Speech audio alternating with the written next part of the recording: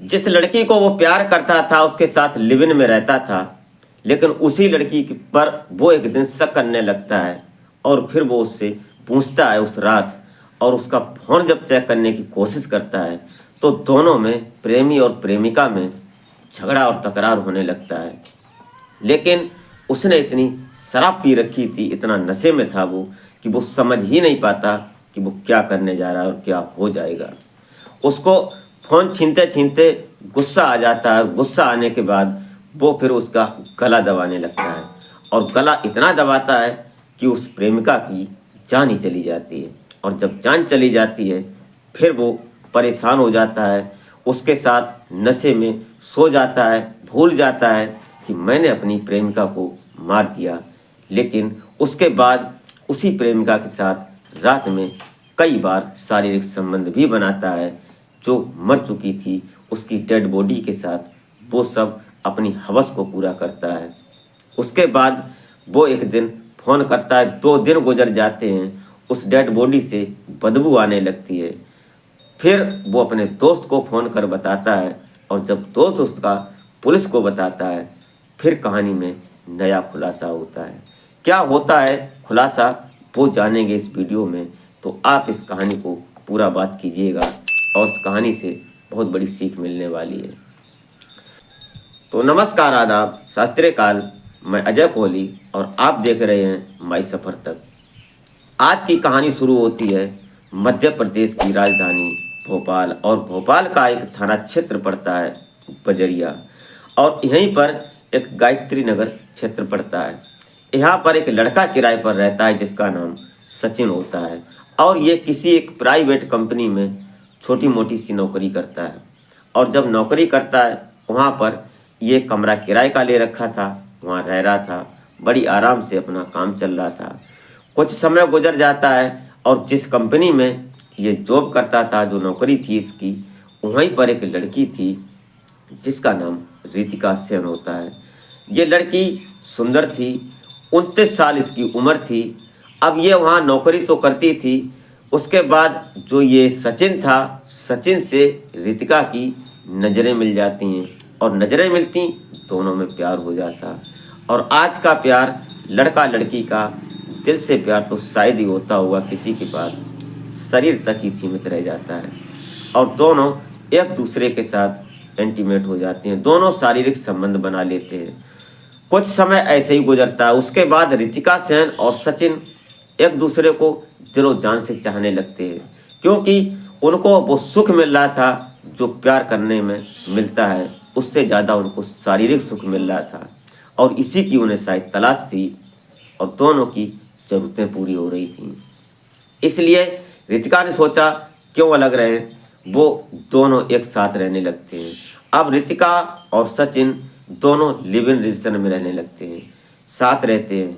रितिका अपने घर जाती, उसके माता पिता उसको बोलते कि अब उम्र बहुत हो गई और तुम नौकरी भी करती हो, अब ऐसा करो तुम शादी कर लो। लेकिन रितिका बोलती है कि अभी कैसे शादी कर लूँ, अभी उम्र 29 साल ही तो हुई है, अभी क्या हुआ, मैं आज के ज़माने की मॉडल लड़की हूँ, मैं आज के समय की हूँ और अपने हिसाब से शादी करूँगी।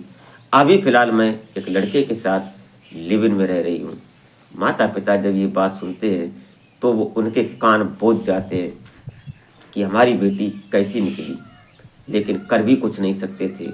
लड़की जवान थी, उससे कुछ बोलते तो कुछ उल्टा सीधा हो जाता, कुछ कह नहीं पाते, कुछ दबाव नहीं बना पाते, क्योंकि वो अपनी खुद की नौकरी करती है, खुद जॉब करती है, और अपने किराए पर रहती है, अपना कमरा लेकर रहती है।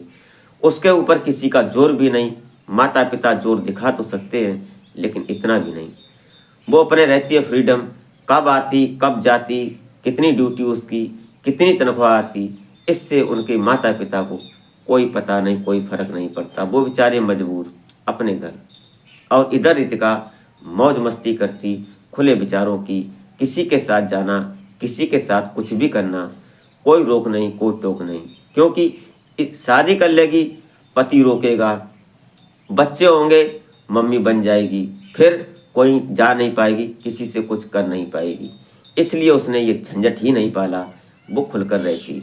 और यही सब चल रहा था सचिन के साथ। सचिन मौज मस्ती करता, रात दिन ड्यूटी से आता, दोनों साथ रहते, पति पत्नी की तरह सब कुछ होता था। एक दिन ऐसा आ जाता है कि जो सचिन था उसकी वहाँ से जॉब छूट जाती है, और जब जॉब छूट गई अब वो फ्री हो जाता है। उसको आदत पड़ गई थी अब से पहले कि वो ड्रिंक्स करने लगा था, शराब पीता और नशे में रहता। जब नौकरी नहीं तो ड्यूटी नहीं जाना, घर पर रहना, जो उसकी प्रेमिका रितिका थी उससे पैसे लेता और शराब लाता और घर में आराम से पीता और मस्त पड़ा रहता, कोई फर्क नहीं उसके ऊपर। ऐसे ही समय चल रहा था धीरे धीरे। लेकिन टाइम आ जाता है 25 जून 2025 को, ये नशे में था और सचिन जो था, सचिन को ये शक हो रहा था कि जो रितिका है, रितिका अपने बॉस से कहीं ना कहीं शारीरिक संबंधों में है। और उसने एक दो बार शक किया और शक के बाद किसी ने उसको बता भी दिया कि जो तेरी प्रेमिका है वो तेरे उसके बॉस के साथ उसके नाजायज संबंध हैं। ये बात कहीं ना कहीं जो सचिन था उसको कचोटती थी। जब वो नशे में होता तो बड़बड़ाता, और जब रितिका घर होती, उसके कमरे पर जब होती, उसको कई बार ये बोलता कि तुम ऐसा मत करो, मैं तुम्हारे लिए कुछ भी कर सकता हूँ, मैं तुमसे प्यार करता हूँ, ये और वो, ये सब नशे की हालत में सब कुछ बोलता। लेकिन रितिका जो थी वो खुले विचारों की थी, वो किसी के साथ बंधना नहीं चाहती थी। इसी बीच 25 जून 2025 को नशे में तो था ही ये, और रितिका अपनी ड्यूटी कर आती है, और जब कमरे पर आती है तो ये बेवड़ा पड़ा हुआ था आराम से पीकर। उसके बाद वो खाना बनाती, खाना उसको देती, वो खाना खाता सचिन, और उसके बाद दोनों लोग खा पी कर सो जाते। ये तो नशे में था ही, वो तो खाती और खाने के बाद अपने फ़ोन में लग जाती, व्हाट्सअप ये वगैरह वगैरह फ़ोन देखने लगती है। सचिन नशे की स्थिति में उससे फ़ोन छीनने लगता है, बोलता है कि अपना फ़ोन दिखाओ। लेकिन रितिका बोलती है कि मैं फ़ोन नहीं दिखाऊंगी, तुम नशे में हो, तुम सो जाओ, कोई बात नहीं। लेकिन सचिन जो था वो जिद कर जाता है, और जिद में दोनों की तड़प झड़प होने लगती है। बातें चार होती हैं, उसके बाद एक दूसरे को गुत्थम गुत्था हो जाती है। उसके बाद सचिन जो रितिका थी उसका गला पकड़ लेता है, और नशे की हालत में जब तक गला पकड़ता है जब तक उसकी सांसें नहीं थम जाती। रितिका मर जाती है, उसके बाद शांत हो जाती। सचिन को अभी यही पता नहीं कि ये मर भी चुकी है। जब वो शांत पड़ जाती फिर उसको गाली गलौज करता, अब शांत पड़ गई, अब क्यों नहीं बोलती। उसके बाद सचिन उस मरी हुई रितिका के साथ, अपनी प्रेमिका के साथ शारीरिक संबंध बनाता है, और एक बार नहीं उस रात कई बार शारीरिक संबंध बनाता है। ये सब चलता है। उसके बाद सुबह होता, नशा जब उसका ढीला होता तो वो अपने दोस्त के पास फ़ोन करता, और जब 2 दिन गुजर जाते उसके बाद अपने दोस्त से ये बताता है कि यार मेरी जो प्रेमिका थी रितिका वो शायद मर गई है, उसके शरीर से बदबू आ रही है। इतना सुनते ही उसका दोस्त जो था वो डर जाता है, वो फ़ोन कट कर देता है। वो फ़ोन करता है पुलिस को, बजरिया थाने में। तो पुलिस जब उस कमरे को तलाशती है, वहाँ जब पहुँचती है, बताई हुई लोकेशन पर पहुँचती है, जब देखती है कमरे से तो बदबू आ रही थी, और वो वहीं पर था। गेट को पहले नॉक करती है पुलिस, जब गेट नहीं खुलता तो पुलिस ज़बरदस्ती गेट को खोलती है। अंदर देखते ही तो सचिन था वो आराम से पड़ा हुआ था, और कई एक कंबल पड़े थे, उन कंबलों के नीचे रितिका नग्न अवस्था में पड़ी थी, उसके शरीर पर एक भी कपड़ा नहीं था, और सचिन भी उसी के साथ पड़ा हुआ था। जब पुलिस देखती है तो वहाँ बदबू आ रही थी। पुलिस किसी तरह से उस सचिन को उठाती है, तो सचिन जब नशे में उठता है उसके बाद 2 दिन 25 जून से 27 जून हो जाती है, नशे की हालत में रहता है।